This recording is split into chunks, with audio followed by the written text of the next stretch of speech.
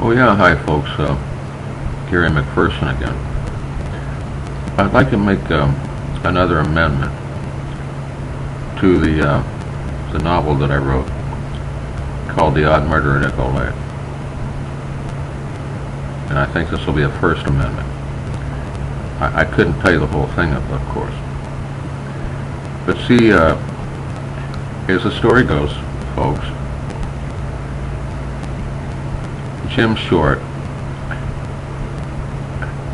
used to work at Area 51 near Groom Lake, Nevada, but he retired.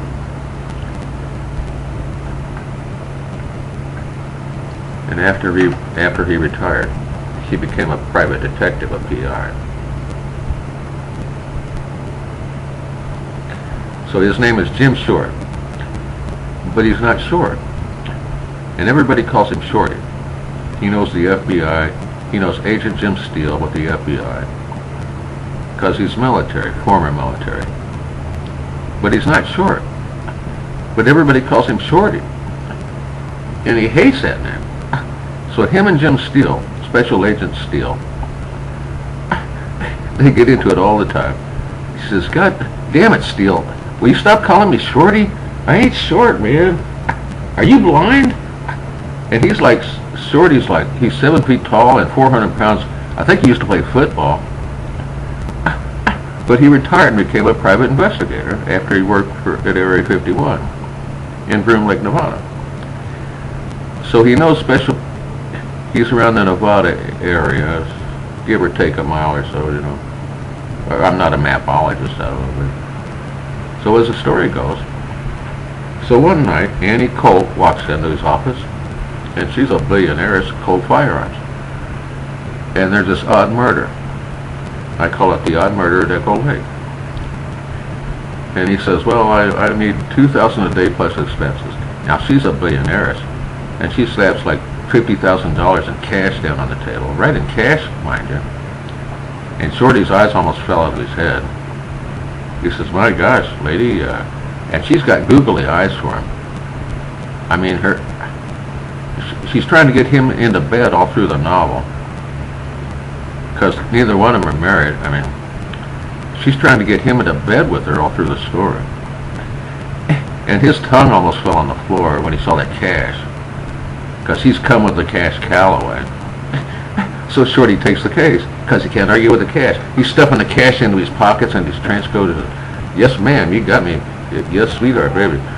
He's shoving the cash in his pockets. Cash is falling out of his trench coat and everything. So Shorty takes the case. So they have a sip of wine in the office there, a sip of whatever they had, that's safe there, I don't know, I forget. So as the story goes, so she explained it to Shorty, and Shorty takes the case. He's not going to argue with the cash. He's come with the cash Callaway. "Would you accept cash, my good man?" So he calls his buddy in the Nevada Police Department, John Dillinger, and he works for Shorty under the table when he's not on duty, because he makes more money with Shorty than he does with the police department. So they meet in a danky bar in Las Vegas, Nevada, or around Echo Lake, one seedy night, and the detective starts telling him the case, because he knows the inside man with the police department, Detective John Dillinger. So he tells him what's odd about this case, and they start comparing notes. And so, because now Shorty's going to take the case, so he gives John Dillinger a $10,000 bill. Says, "Keep the change, dumbass." And he's working with Shorty again, man. And then Captain Brian at the police department and everything. He knows the police. He knows the FBI, because Shorty used to work at Area 51, man. And he knows General Patton Jr. at the base. Now the military gets interested because they're thinking national security. Because when they killed Julie Colt, Annie's little sister, her baby sister, they broke into Shorty's office and they trashed the whole office. They were looking for something. but they didn't find it. Shorty had to rebuild his office again. They trashed it. They missed what they were looking for. Shorty had developed a new system called the Triad system. And they missed, I can't tell you the whole story, but they missed what they were looking for. So when him and John Dillinger, and he knew Dr. Mary Wong, that's his inside girl. She used to work for NASA. That's his inside girl. She knows about computers. And Shorty has a special tracking device that he developed when he worked at Area 51.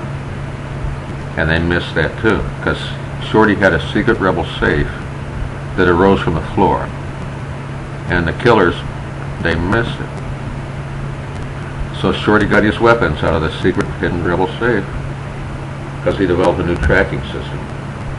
And I can't tell you that part of the story. So they're going around through the desert in this little Volkswagen. You know, one arm sticking out, one leg lift sticking out, and you go. Couldn't go too far.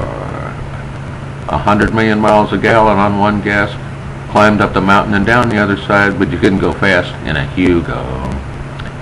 So they're rolling through the desert in this Volkswagen, looking for clues, and they start shooting at them. Now the car's full of bullet holes, so they have to go to the Nevada Police Department and get a brand new unmarked police car because their tin can is full of bullet holes because they started shooting at them. So they changed cars and got a brand new unmarked police car from the Nevada Police Department. They talked to Captain Sam Bryant, and they got a new police car, unmarked, and they started tracking the killers down. And they track them to the airport. They find out there's two killers, not one. And Shorty got this cannon called an 80 caliber Magnum or something. They call it the Howitzer. He's like Dirty Harry, man. And he pulls that fucking cannon out. Okay, stop, creeps. All of a sudden, boom! And the airport paintings fill up the walls, and the whole everybody ducked and covered. Now the FBI thought it was a sonic boom. 10 miles away they heard that cannon. No, that's Shorty. So here comes the FBI pulling up in their black cars and their limousines and everything. Here comes Agent Jim Steele again following Shorty around. Because the FBI is following Shorty. Because the FBI is following Shorty and Dillinger around. So they get on a flight to Switzerland. They track them all the way to the Swiss Alps, man. And there's a mansion over there. Because Shorty's tracking the killers down. And this is the First Amendment to the odd murder at Echo Lake. Echo Lake, Nevada, I call it. I changed all the names. So in the end, Shorty figures out these clues. You know, he's like Columbo. You know, he's that famous detective, you know. One more thing, sir. So they go into this mansion in Switzerland and tracking the killers down. But Shorty finally figures out, but he wants a special meeting with General Patton, Jr. at Area 51. Because now we're talking national security because of the Triad system that Shorty developed when he was working at Area 51 in Groom Lake, Nevada, where he retired from.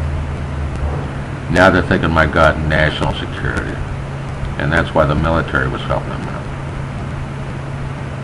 And the FBI was there because he knows the FBI, Agent Jim Steele. But Shorty calls the general on a special secured line on the red phone, tells him about it, and they have a special meeting in Area 51 in Groom Lake, Nevada. And the FBI's there, the police is there. And Shorty finally explains at the end of the novel, which I can't talk about, who killed Julie Cope and the reasons why. And it's called The Odd Murder at Echo Lake. It's a P.I. story. Now his name is Short, Jim Short, P.I. But everybody calls him Shorty. But he's not short, and he hates that name.